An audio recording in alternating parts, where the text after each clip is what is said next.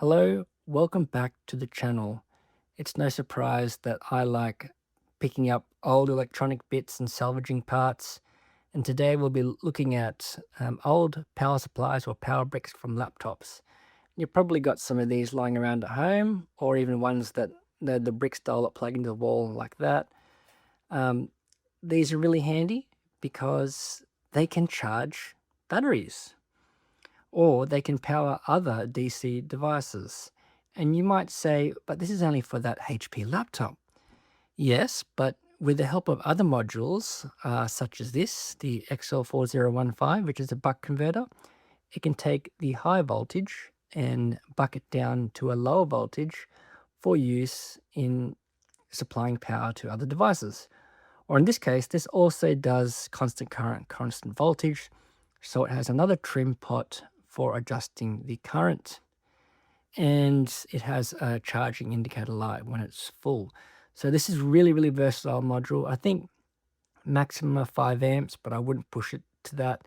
3 amps is probably safe. Anything above that, it'll just get really hot. You might need some active cooling. But there are other modules like this that are heavier duty, which I've covered on the channel, which you can use. Or if you wanted something to step up the voltage, you can find those as well, like the XL6009. That's the kind of sister to this. And you can even find boost modules that do constant current, constant voltage as well. So a lot of options. So with the help of a module, you can make these power supplies really useful. So basically, we look at the label. We can see here it takes an AC voltage of 100 to 240 volts at half an amp, 50 to 60 hertz, and outputs 15 volts DC at 1.33 amps, which is about 20 watts. So it's not a very powerful power supply, but it's still something. This actually came with the Clover style IEC cable. So I like these because if you've lost them, you can just get another one. Or if you're going overseas, you can get one that's the right plug for your country. And on the end, I was a bit eager. I actually slipped it off straight away, but I thought I'd make a video. It's got this weird connector, which I don't know what it is. No use to me. So I snipped it off, and the other end has 3 wires, and I stripped back the outer insulation. Zoom in a little bit, and we exposed 3 wires. So how do we know which is which? That is when our multimeter comes in handy. So let me plug it in, and then we'll probe it and see what it is. Okay, it is now plugged in. I'm not sure if you'll be able to see it on multimeter. I'll just prop it up a little bit. And I'm assuming one of these is a data line. I reckon it's the blue one. So we'll just put a probe on the white and a probe on the black and see if we have a voltage.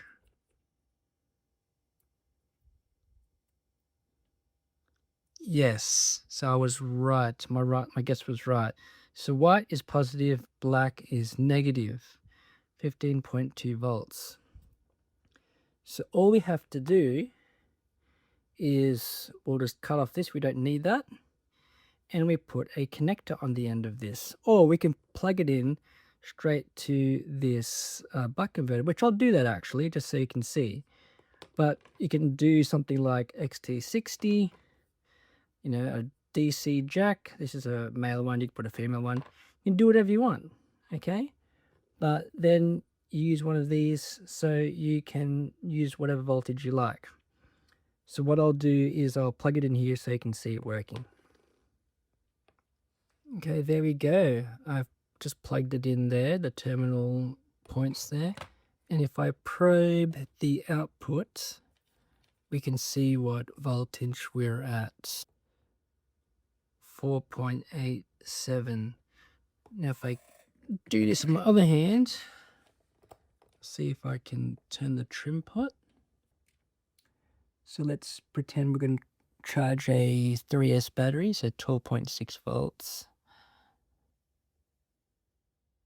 Easy. 12.6. There we go.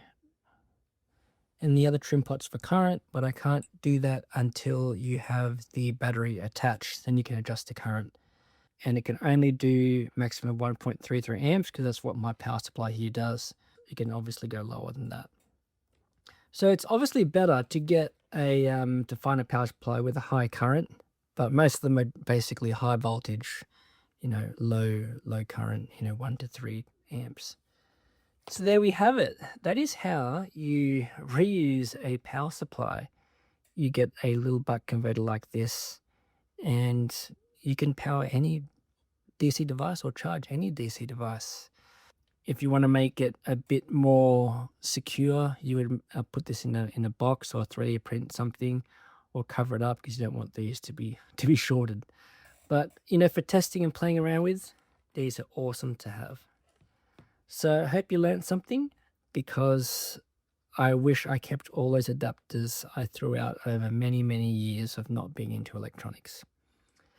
I'll leave links to this buck converter and other relevant modules in the video description, and I'll catch you in the next video. Bye for now.